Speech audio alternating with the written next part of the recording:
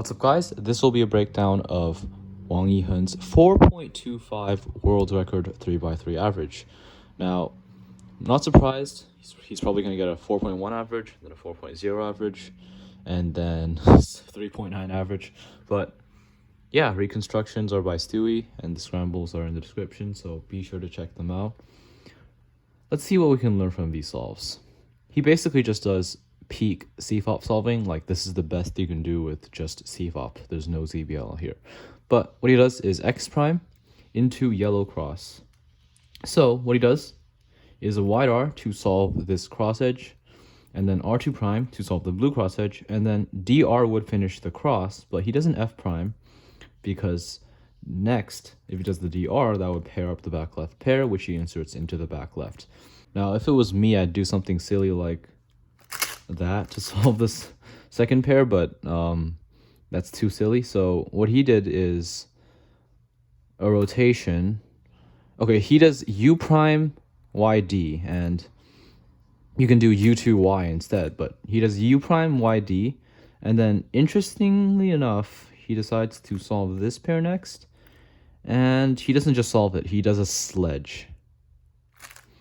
And that pairs up this pair, so he decides that it's better to make a free pair even if he has to rotate, which is an interesting decision.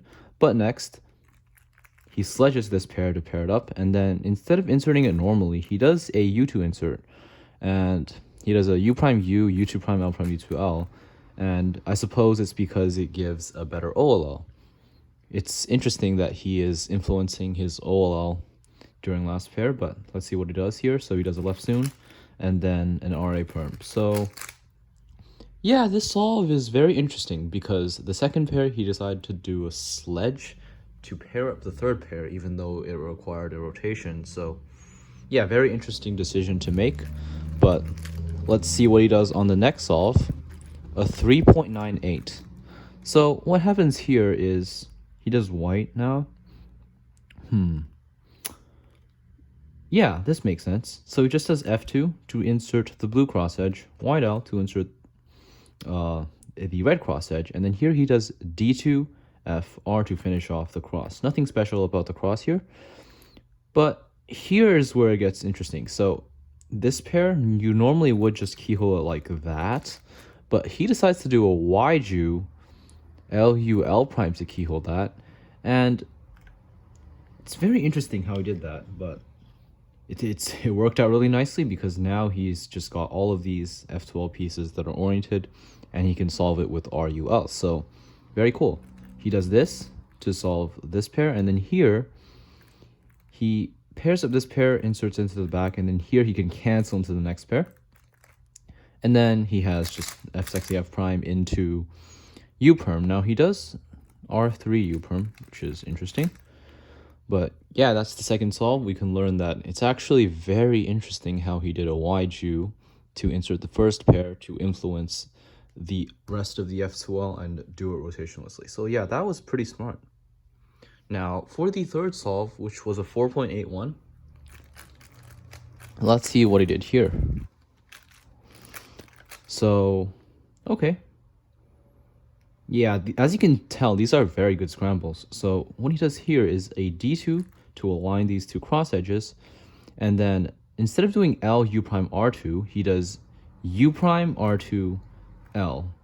And he did that to get a better first pair, I suppose, and he chose this pair, which is very interesting because normally you wouldn't want to start F2L with your front right slot, but that's exactly what he did here. So he paired it up with L prime, U prime, L prime, UL, and then RUR prime to insert. Now next, what he does...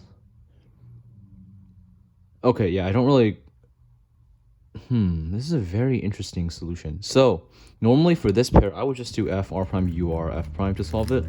But he decides to do R prime, UR, and then YD, and then U, R, U prime, R prime. And that's because it pairs up the next pair.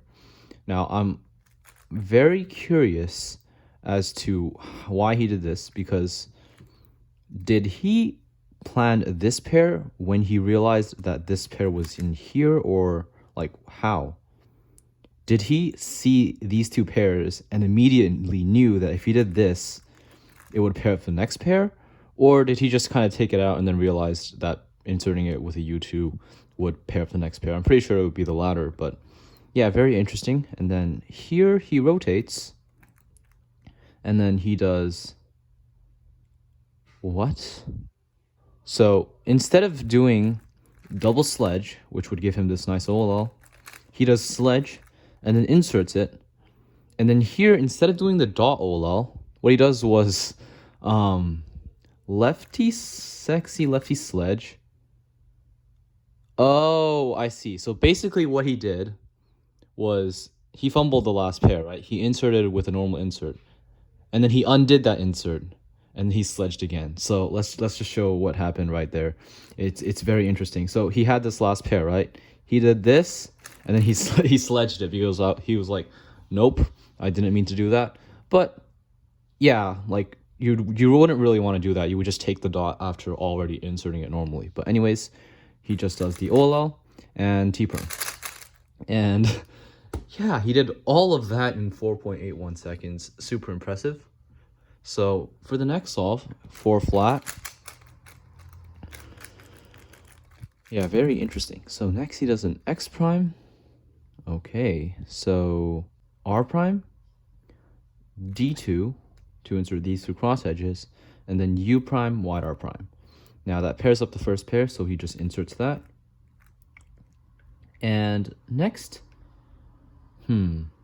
so what I would do here is I would just solve this pair, because if you solve this pair will get paired up.